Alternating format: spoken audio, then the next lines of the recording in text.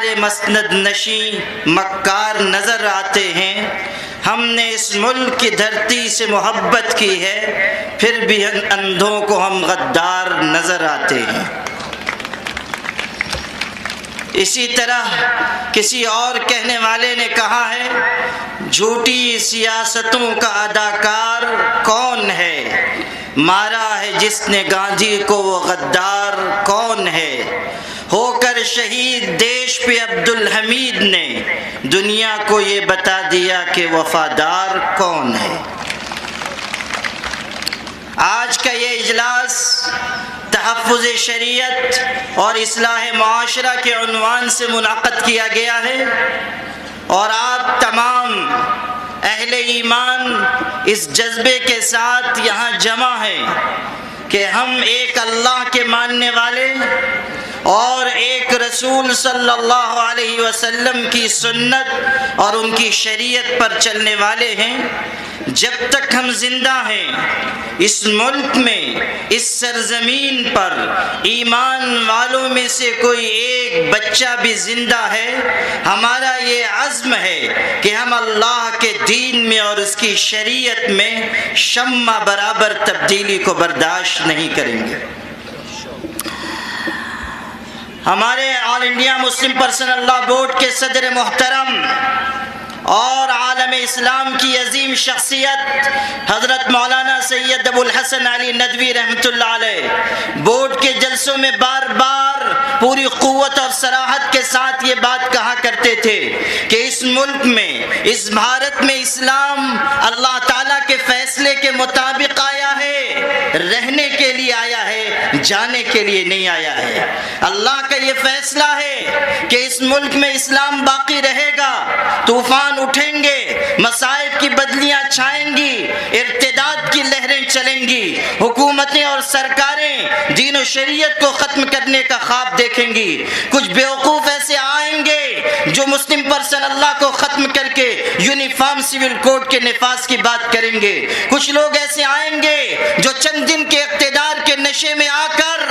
اور تکبر اور انانیت کے جراثیم سے حوصلہ پا کر ملک کے مسلمانوں کو اس بات پر مجبور کرنے کی کوشش کریں گے کہ وہ اللہ کے دین و شریعت سے ہٹ جائیں اور قومی دھارے میں شامل ہو جائیں۔ لیکن یاد رکھنا کہ دین کی حفاظت کی ذمہ داری اللہ نے مسلمانوں پر بھی نہیں ڈالی ہے، دین کی حفاظت کی ذمہ داری اللہ نے اپنے ذمہ رکھی ہے، اور اللہ کا فیصلہ ہے جس کو قرآن میں صاف صاف کہا گیا، یریدون لیطفئوا نور اللہ بافواہہم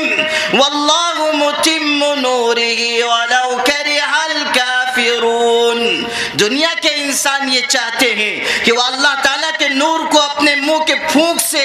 بجھا دیں، نور ایمانی کے چراغ کو گل کر دیں، لیکن وہ یاد رکھیں واللہ متم نورہ ولو کرہ الکافرون، اللہ اپنے نور ایمان کو پورا کر کے رہے گا، چاہے کافر و مشرک کتنے ہی ناگوار کیوں نہ سمجھیں۔ حالات آئے، گزر گئے، مصائب کی بدلیاں چھائیں، ختم ہو گئیں، طوفان اٹھائے گئے اور حق کی دیوار سے ٹکرا کر پاش پاش ہو گئے۔ آج بھی جو لوگ اقتدار کی کرسیوں پر بیٹھے ہیں وہ سمجھ لیں کہ ان کا اقتدار قیامت تک باقی رہنے والا نہیں ہے۔ عزت و ذلت، اقتدار دینے اور لینے کے فیصلے کا مالک، لینے اور دینے کا فیصلہ کرنے والا اور اس پورے نظام کو چلانے والا اور اس پورے نظام قدرت کا مالک تن تنہا اللہ ہے۔ وہ جب چاہے گا اقتدار اور حکومت کو ذلت کے نقشوں سے تبدیل کر دے گا۔ وَتِلْكَ الْأَيَّامُ نُدَاوِلُهَا بَيْنَ النَّاسِ، قرآن میں فرمایا گیا کہ ہم دنوں کو انسانوں کے درمیان الٹتے پلٹتے رہتے ہیں۔ آج کوئی عرش پر ہے تو وہ کل فرش پر ہوگا، اور آج کوئی فرش پر ہے تو ہو سکتا ہے کہ کل اللہ تعالیٰ اس کو عرش و کرسی سے نواز دے۔ یاد رکھیے گا اس ملک میں ہم مسلمانوں کو اس بات کا پابند رہنا چاہیے کہ ہم اللہ کے دین پر اور اس کی شریعت پر عمل کریں۔ ہمارے لیے آخری فیصلہ اللہ اس کے رسول کا فیصلہ ہے، ہمارے لیے آخری بات اللہ کی شریعت کی بات ہے۔ قرآن میں فرمایا گیا وَمَا كَانَ لِمُؤْمِنٍ وَلَا مُؤْمِنَةٍ إِذَا قَضَى اللَّهُ وَرَسُولُهُ امرہم، کسی مسلمان مرد و عورت کے لیے اس بات کی گنجائش نہیں ہے کہ اللہ اس کے رسول کے فیصلے کے بعد وہ کوئی اور فیصلہ کرے۔ اللہ اس کے رسول کا فیصلہ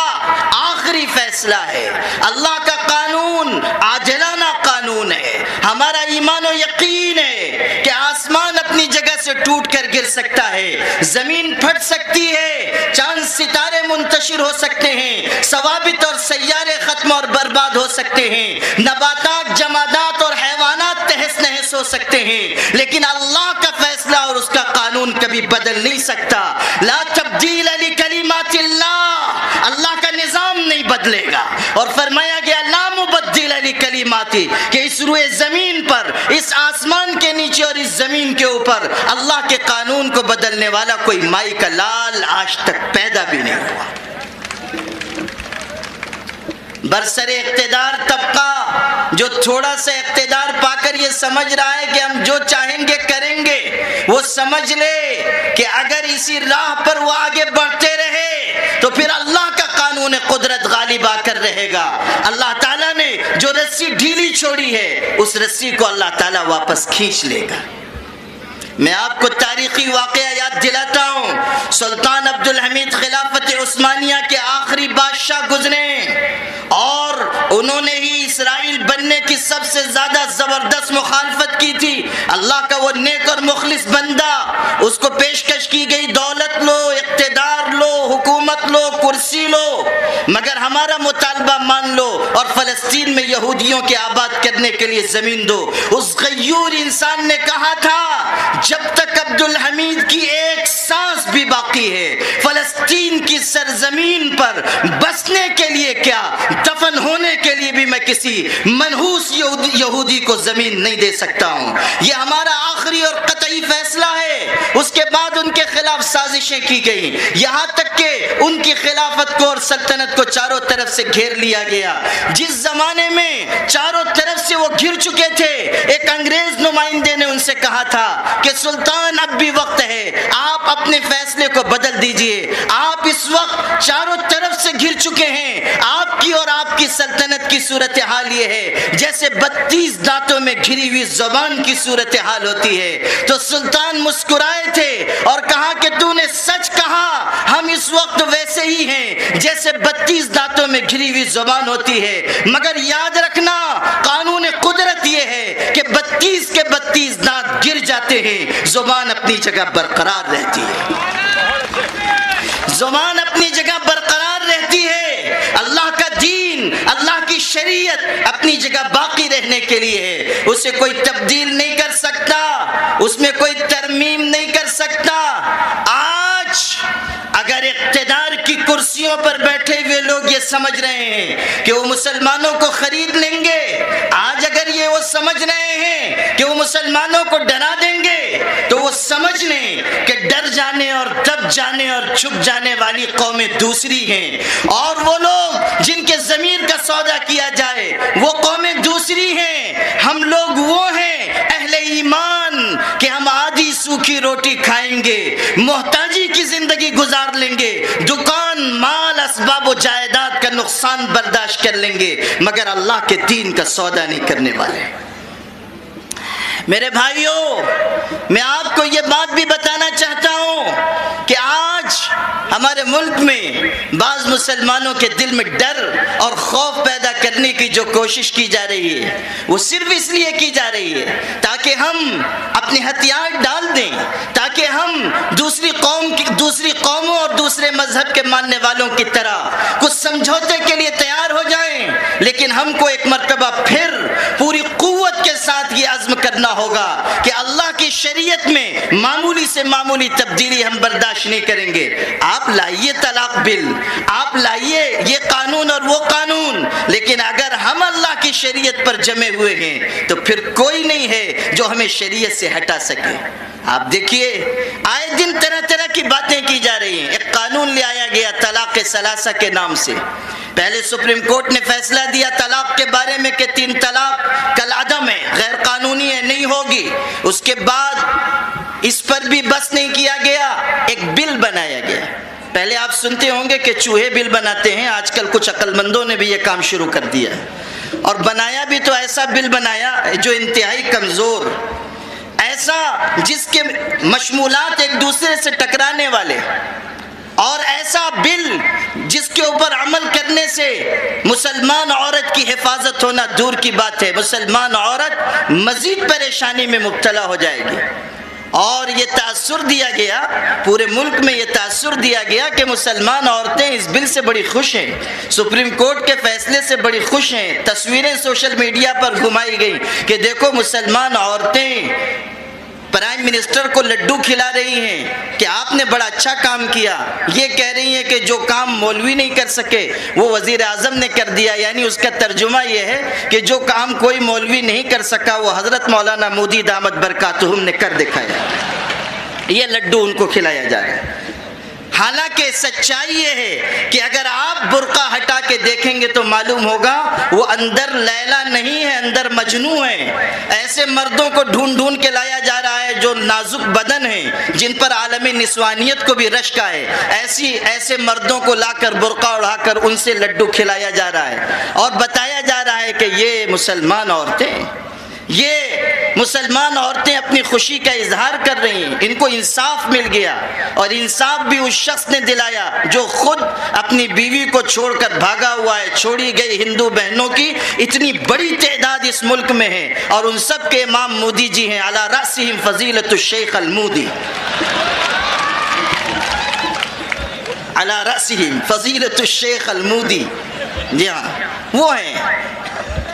اور اس کے بعد بات کی جاتی ہے لال قلعے کے فصیل سے کہ ہم مسلمان عورتوں کو انصاف دلائیں گے۔ بھائی صاحب، آپ اور آپ کی کابینہ کے لوگ اور برسر اقتدار طبقے کے لوگوں کو ہمارا مخلصانہ مشورہ ہے کہ آپ ورنداون میں پڑی ہوئی بیوہ بہنوں کا ان کو انصاف دلائیے۔ لاکھوں بہنیں ہماری وہاں پڑی ہوئی ہیں، کتنی ہماری ہندو بہنیں ہیں جن کا کوئی پرسان حال نہیں ہے، سلم ریاض میں وہ دھکے کھا رہی ہیں اور پریشان ہو رہی ہیں، آپ ان کے آنسو پوچھئے، وہ آپ کی ہمدردی کی زیادہ حقدار ہے۔ ہمارے محلے میں بات میں آئیے،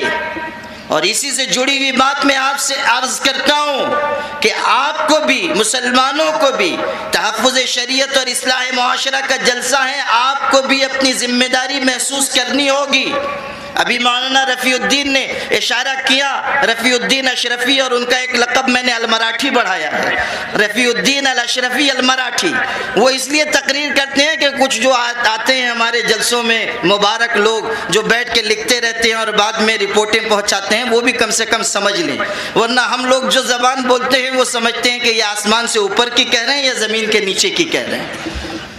تو انہوں نے بھی اشارہ کیا، اور میں بھی آپ سے کہتا ہوں کہ آپ اپنے دل میں یہ جذبہ پیدا کیجئے کہ آپ بھی شریعت پر عمل کریں۔ آپ طلاق اگر دینے کی مجبوری آ جائے تو آپ شرعی طریقے سے طلاق دیجئے، آپ گھر میں خوشگوار زندگی گزاریے، ہزاروں سلام ہو اور ہزاروں رحمتیں ہوں ہمارے آقا حضرت محمد مصطفیٰ صلی اللہ علیہ وسلم پر کہ انہوں نے پاکیزہ ازدواجی زندگی گزار کر تمام دنیا کے مسلمانوں کو اور انسانوں کو بتا دیا کہ گھر میں کس طرح کی زندگی گزاری جائے گی۔ میں قسم کھا کر کہتا ہوں اور حانث نہیں ہوں گا اگر غلاف کعبہ کو بھی پکڑ کر یہ قسم کھاؤں کہ اس آسمان کے نیچے اور اس زمین کے اوپر اگر سب سے بڑا پیغمبر محمد الرسول اللہ ہے تو سب سے عظیم شوہر بھی محمد الرسول اللہ ہے، سب سے زیادہ بہترین شوہر بھی اس کائنات کے ہمارے آقا صلی اللہ علیہ وسلم ہے۔ محبت کا معیار، مودت کا معیار، گھر والوں کے ساتھ اچھے سلوک کا جو معیار، اپنی بیویوں کے ساتھ حسن معاشرت کا جو معیار ہمارے آقا نے قائم فرمایا ہے، اس معیار تک دنیا کا کوئی انسان پہنچ نہیں سکتا، وہ بے مثال معیار ہے۔ ہمارے آقا صلی اللہ علیہ وسلم نے اعلان فرمایا، ان من اکمل المؤمنین ایمانا احسنهم اخلاقا والطفهم باہلہ، سب سے زیادہ کامل درجے کا مومن وہ ہے جس میں دو خوبیاں ہوں، ایک تو وہ اچھے اخلاق والا ہو اور دوسرے وہ اپنے بیوی بچوں کے ساتھ نرمی کا سلوک کرنے والا ہو۔ آقا نے بھرے مجمع میں ارشاد فرمایا، الحمدللہ الذی رزقنی حب عائشہ، اس اللہ کا ہزار بار شکر ہے جس نے مجھ کو عائشہ کی محبت عطا کی ہے۔ صحابہ نے پوچھا، کائنات میں آپ کو سب سے زیادہ محبوب کون ہے؟ آقا نے فرمایا، عائشہ عائشہ ہے۔ صحابہ نے کہا وہ تو ہم جانتے ہیں، ہم عورتوں میں نہیں پوچھتے، مردوں میں پوچھتے ہیں۔ تو حضرت نے فرمایا عائشہ کا باپ ابو بکر ہے، عائشہ کا باپ ابو بکر ہے۔ حضرت خدیجہ رضی اللہ عنہا حضور پاک صلی اللہ علیہ وسلم کی سب سے پہلی بیوی ہیں۔ جب تک وہ زندہ رہی ہماری ماں، اس وقت تک حضور نے دوسرا نکاح نہیں فرمایا۔ جس سال وہ انتقال کر گئی اس سال کو حضرت نے فرمایا عام الحزن، یہ غم کا سال ہے۔ جب تک آپ زندہ رہے قربانی فرماتے تھے تو گوشت حضرت خدیجہ کی سہیلیوں کے ہاں بھیجتے تھے۔ آپ مدینہ منورہ میں ہیں، حضرت زینب آپ کی بیٹی مکہ مکرمہ میں ہیں، ان کے شوہر کافر تھے، بدر کی لڑائی لڑنے کے لیے آئے، حضور صلی اللہ علیہ وسلم کے سامنے انہوں نے لڑائی لڑی، گرفتار کر لیے گئے۔ اعلان ہوا تھا جتنے مشرکین گرفتار ہوئے ہیں ان کے گھر کے لوگ مال بھیجے تو ہم ان کو چھوڑ دیں گے۔ حضرت زینب نے بھی اپنے شوہر ابو العاص کو رہا کرانے کے لیے ایک ہار بھیجا، وہ ہار حضرت خدیجہ کا ہار تھا، انہوں نے نکاح کے موقع پر حضرت زینب کو اپنی بیٹی کو دیا تھا۔ پڑھو سیرت کی کتابیں مسلمانوں کہ آقا صلی اللہ علیہ وسلم مسجد نبوی میں تشریف فرما تھے، مکے سے آنے والے قاصد نے وہ ہار پیش کیا اور کہا محمد یہ آپ کی بیٹی زینب نے بھیجا ہے اپنے شوہر ابو العاص کو چھڑانے کے لیے۔ آقا نے اپنے ہاتھ میں وہ ہار لیا، یاد آئی کہ یہ خدیجہ کا ہار ہے، آپ اس کو الٹتے پلٹتے تھے اور آپ کی مبارک آنکھوں سے آنسو گرتے تھے۔ دنیا کا سب سے باعظمت انسان رو پڑا صرف اس ہار کو دیکھ کر جو ان کی بیوی کی گردن میں ہوا کرتا تھا۔ پھر آپ نے صحابہ کو جمع کیا اور فرمایا یہ ہار ایک بیٹی کے پاس اس کی ماں کی یادگار ہے، اگر تمہیں اجازت دو تو ہم اس کو واپس کر دیں۔ صحابہ کی چیخیں نکل گئی، وہ رو پڑے اور انہوں نے کہا اللہ کے پاک رسول ہمارے ماں باپ آپ پر قربان ہو، آپ جو فیصلہ کریں وہ حق اور انصاف کا فیصلہ ہے۔ آقا نے وہ ہار واپس لوٹا دیا، قیدی کو بھی رہائی عطا فرمائی۔ جب مکہ مکرمہ سے آپ ہجرت کر کے مدینہ گئے، 10 سال مدینے میں رہے،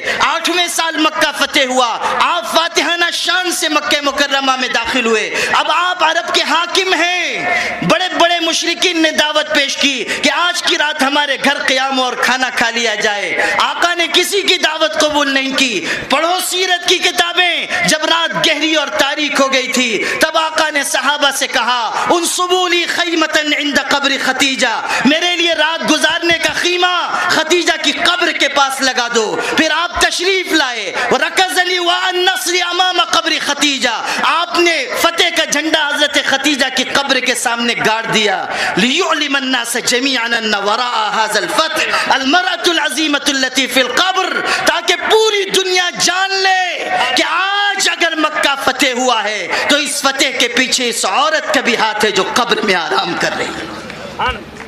یہ ہے خوشگوار زندگی کا اونچا معیار۔ کہاں ہے اس معیار کے نمونے ہماری زندگیوں میں، ہمارے سماج اور معاشرے میں؟ اگر آپ صرف تحفظ شریعت کی بات کریں اور اپنے گریبان میں جھانک کر نہ دیکھیں تو آپ مجرم ہوں گے، اور اس سے بڑے مجرم ہوں گے جتنی مجرم حکومت ہے اور گورنمنٹ ہے۔ آپ کو اپنے دین و شریعت پر خود عمل کر کے دکھانا ہوگا، شادی بیاہ کو آسان کرنا ہوگا، خوشگوار زندگی گزارنی ہوگی۔ حیدرآباد سے آپ قریب ہیں، پہلے آپ دکن میں تھے، اور حیدرآباد میں آج ذمہ داری سے کہہ سکتا ہوں اس لیے کہ پورا حیدرآباد تو ہمارے اویسی صاحب کی شکل میں یہاں موجود ہے، بلکہ پورا ہندوستان موجود ہے۔ یہ صرف حیدرآباد کی نمائندگی تو نہیں کرتے، یہ حق اور انصاف کی نمائندگی کرتے ہیں۔ اور میں کہہ سکتا ہوں، ان کی نظر یہ شیئر کر سکتا ہوں کہ ٹھہرا پانی کائی کھائے، گھٹ گھٹ کر مر جائے، بہتا پانی پتھر چیرے اپنی راہ بنائے۔ تو یہ موجود ہیں، حیدرآباد بھی ہے اور ناندیڑ بھی ہے۔ میں آپ سے کہتا ہوں حیدرآباد کی شادیوں کا اثر آپ کے ہاں بھی ہے۔ آپ ایسا نہ سمجھیے حیدرآباد میں اگر دولہا 12 بجے آتا ہے تو آپ کبھی 10:30 سے پہلے نہیں آتا ہے۔ اگر وہاں مہاراجہ پلنگ جہیز میں مانگا جاتا ہے تو آپ بھی کم سے کم راجہ پلنگ تو مانگتے ہی ہوں گے، اور اس میں بھی احسان جتاتے ہوں گے کہ کم مانگ رہے ہیں۔ آپ کو میں درد کی بات بتاؤں،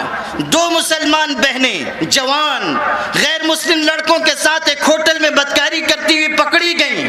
ان کے گھر تک بات پہنچی، تحقیق کی گئی، ذمہ دار لوگوں نے مجھ سے یہ بات کہی، جن لوگوں نے تحقیق کی تھی انہوں نے بتایا کہ یہ بہنیں، ان کا باپ معذور ہے، بڑی بہن کی نسبت طے ہو چکی ہے، جہیز کا انتظام نہیں ہے، ہونے والی سسرال کے لوگوں نے مہاراجہ پلنگ جہیز میں مانگا ہے، ان بہنوں نے مجبور ہو کر اپنا جسم بیچنا شروع کر دیا تاکہ اپنی بہن کے ہاتھ پیلے کر سکیں۔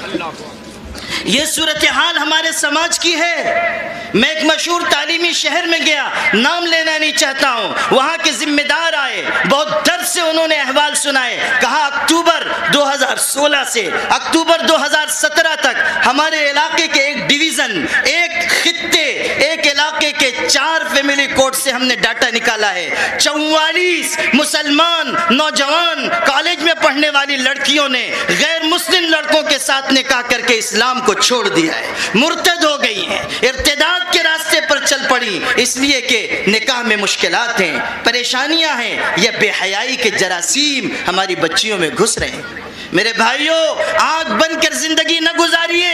میں آپ کو اللہ کا واسطہ دے کر کہتا ہوں، زندہ باد مرد آباد سے کچھ نہیں ہوگا، جذباتی نعروں سے کچھ نہیں ہوگا، قسم پاک پروردگار کی، جب تک ہم میں سے ایک ایک شخص نہیں بدلے گا، اللہ کی مدد و نصرت کے فیصلے نہیں اتریں گے، اور اللہ اس وقت مدد کرے گا جب ہم اللہ کے دین کی مدد کے لیے آگے آئیں گے۔ قرآن کہتا ہے، یا ایھا الذین آمنوا ان تنصروا اللہ ینصرکم ویثبت اقدامکم، ایمان والو اگر تم اللہ کے دین کی مدد کرو گے تو اللہ تمہاری مدد کرے گا اور تمہارے قدموں کو جمع دے گا۔ مسلم پرسنل لا بورڈ کا پیغام ہے، ایک ایک مسلمان اللہ کے دین و شریعت کی طرف لوٹے، ہم اللہ کا تقوی، اللہ کی خشیت اپنے دل میں پیدا کریں، آل انڈیا مسلم پرسنل لا بورڈ پر اعتماد کو مضبوط کریں، اور ہم یقین رکھیں کہ ہماری قیادت وہ قیادت ہے جو نہ دبائی جا سکتی ہے، نہ جھکائی جا سکتی ہے، نہ خریدی جا سکتی ہے۔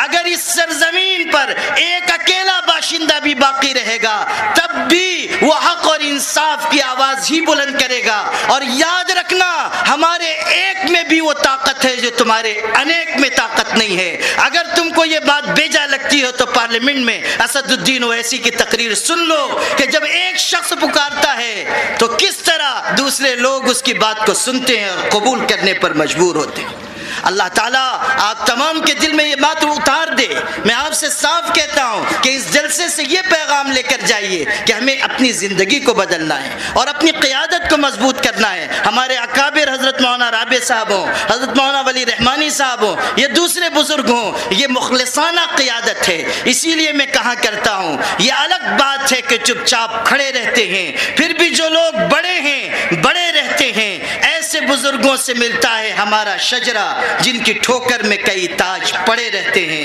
وآخر دعوانا الحمدللہ رب العالمین۔ بغیر کسی